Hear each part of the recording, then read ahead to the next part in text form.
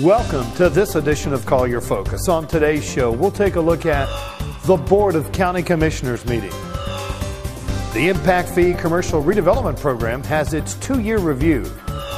And Commissioner Collier travels to Tallahassee to meet with Governor Scott. I'm Troy Miller. We'll cover these stories and more next on Collier Focus. Stay tuned. Whether reporting on the latest news stories or hot issues, taking a look at county government services, or announcing what's happening around the county, this is Collier Focus, bringing government home. At the recent Board of County Commissioners meeting, on the consent agenda, the board accepted the second annual review of the Impact Fee Commercial Redevelopment Program. The program was established by the Board of County Commissioners for 2 reasons. First, a large number of older buildings throughout Collier County were unable to attract tenants due to the economic downturn, combined with the required payment of additional impact fees related to changes of use. And secondly, tenants that were unable to find space in existing buildings due to the required payment of additional impact fees related to changes of use. Impact Fee Coordinator Amy Patterson explains how the program saves businesses money. It allows businesses to move into existing buildings that are 3 years old or older without having to pay any required additional impact fees, except for water and sewer. A lot of times we have businesses come in, say a small doctor's office that wants to move into an office building. Normally there are impact fees associated to that move-in. But for this program, if they qualify, they can go into the building and not have to pay those fees. To date, we've assisted over 60 different businesses and saved these business owners over $2 million. Commissioners will receive another report next March on this program, and at that time we'll decide whether or not the program should continue. Also on the consent agenda, the board addressed 2 items dealing with the Immokalee Airport. First, a lease agreement was revised between the airport and the Immokalee Regional Raceway. What we decided to do with FAA approval was to go back and have the racetrack approved for their use at the airport, continue on a month-to-month arrangement, and calculate a rent schedule that was more than what they pay now, but a little bit less than fair market value. So we figured month-to-month arrangement would allow the airport to move rather quickly if needed to use that area for aeronautical purpose. The commissioners also approved a lease agreement with Turbo Services Incorporated. Turbo Services reconditions jet engines and converts them for other uses like generators. They import engines from other countries, somewhat older engines. They overhaul them, they retrofit them, and they test them, and they go back out as emergency generators for the clients. So what they would do would be to import an engine into the Port of Miami. They would tractor trailer it over to Immokalee Airport, where they're building a jet engine test facility, test the engines back to the Port of Miami, and then they would ship out to their clients either by ship or by plane. So we're very happy to have them there. They're building in an area that's right next to the USDA building and the future location of the U.S. Army National Guard. And I think they will be very good tenants for the airport. Turbo Services signed a 5-year contract with 5 one-year extension options. After the Board of County Commissioners meeting concluded, Commissioner Jim Collier went to Tallahassee for several meetings, including one with Governor Rick Scott. We caught up with Commissioner Collier after his visit to the state capitol and asked about the trip. We were very, very fortunate also, too, in the fact that the Governor, Rick Scott, was able to meet with us, and we were able to discuss economic development and, of course, one of my favorite topics, the interchange at I-75 that we're looking for sometime in the near future. The talk with the Governor was most interesting. At first, he reminded me of the fact that his mission is to provide 700,000 jobs in the next 7 years. And then he told me he was disappointed in Collier County and what we have done to provide jobs. And he said the people he's been talking to where he lives do not seem to be pro-economic development. And I told him he was correct. He was correct on everything he said. Where he lives in the coastal part of Collier County, you do not have a pro-economic development element within that group. However, I reminded him that where I represent, east of 951, which is 85% of the county, there is a strong desire for economic development. There's a lot of people in that area that are unemployed, underemployed, who are in the process of losing their homes to foreclosures. Real estate values have fallen by 75% in some cases. So where are we with this whole thing? I told them I was committed to economic development and that I've been making outreaches to different members of the business community, and I do think we have a very positive plan going forward.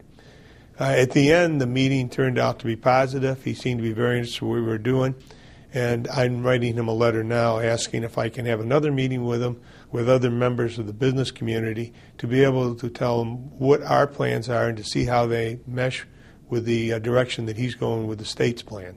While in Tallahassee, Commissioner Coletta also met with Senate President Mike Herodopoulos and Department of Community Affairs head Billy Buzzett. Commissioner Donna Fiala traveled separately to Tallahassee, also for a series of meetings with state officials. The two commissioners' visited coincided with the Florida Association of Counties' annual Legislative Day. The Coastal Zone Management Department reports that the Wiggins Pass dredging project is now complete. Coastal Zone Management Director Gary McAlpin says the project is just the latest in a reoccurring maintenance program. Over the past month, they dredged 50,000 cubic yards of material at Wiggins Pass.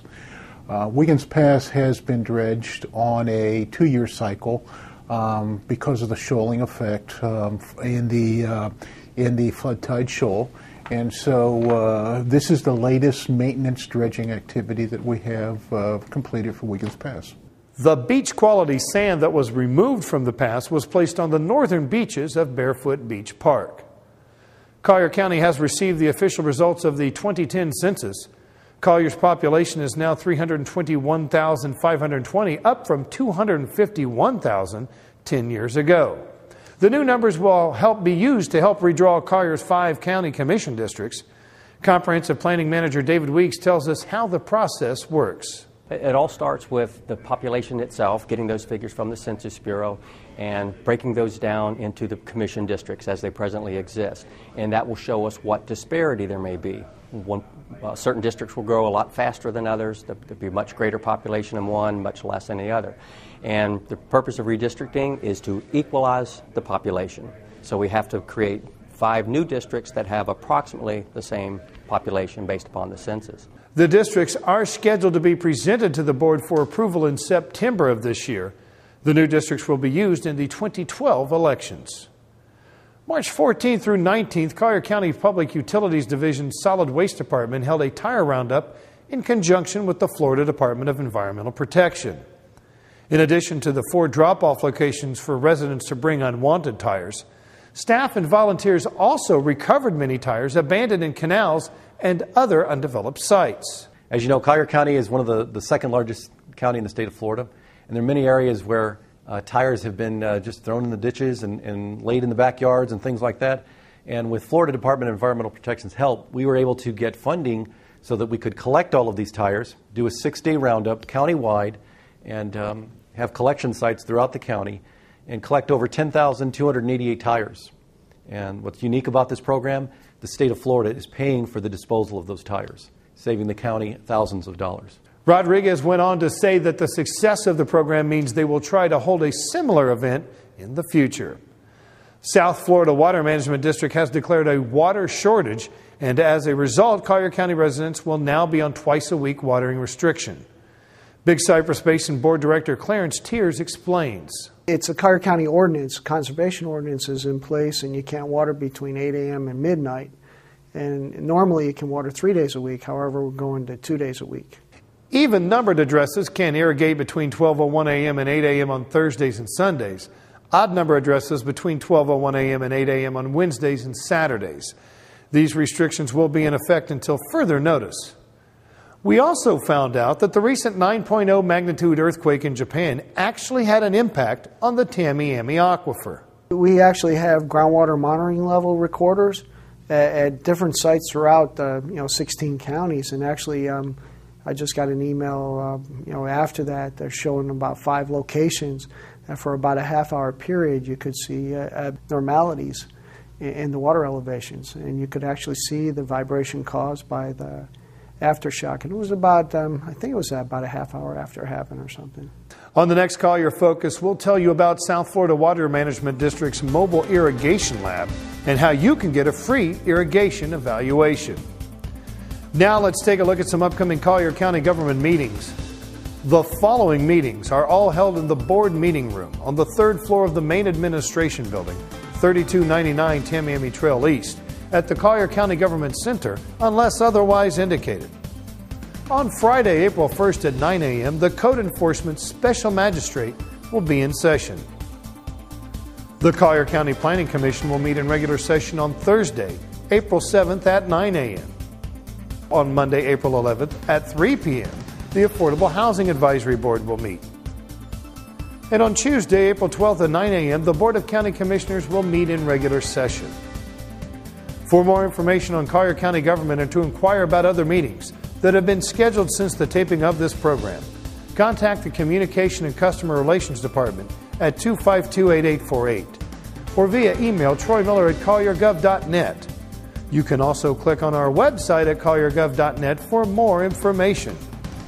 Now, let's take a look at some of the many fun and interesting programs being offered through the Collier County Parks and Recreation Department. The Golden Gate Aquatic Facility offers youth aquatic lessons for children in 5 different levels based on their current abilities. There are several options for dates and times, so if you want more information on schedules and costs, call the Golden Gate Aquatic Facility at 353-7128. If you have arthritis and are looking for a low or no impact exercise, then the Golden Gate Aquatic Facility has the answer for you. Instructors for these classes are all trained by the Arthritis Foundation, and the exercises are specifically designed to give you a good workout with little or no joint impact. Classes are Fridays and Tuesdays from 11 a.m. until noon and are $5 each. If you want more information on the arthritis exercise class, call the Golden Gate Aquatic Facility at 353-7128. Is music missing in your life? Then consider guitar lessons in the park. These classes are designed to teach you the basic skills you need to start playing the music you love. The classes are available at both Max Hass Community Park and in the Vineyards Community Park for both beginners and advanced.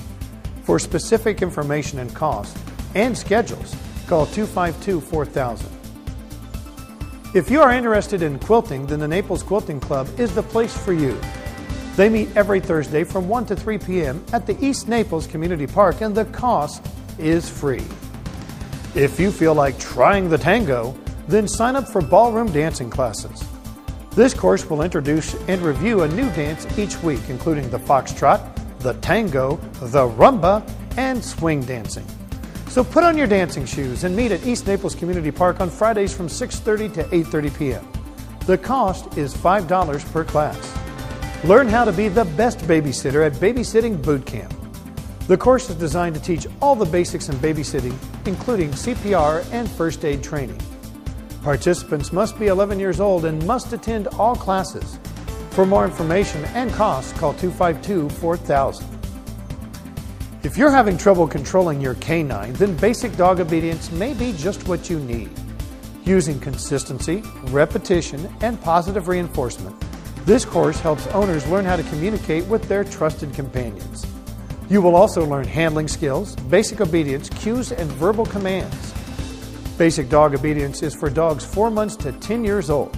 The class meets on Saturdays from 9 to 10 a.m. at Veterans Community Park. For cost information, call 252-4000. There's a whole lot more to do in Collier County, not mentioned here on Collier Focus.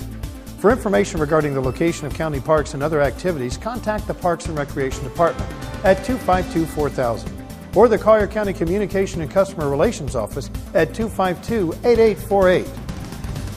That's all the time we have for this edition of Collier Focus. Thanks for watching. We'll see you next time.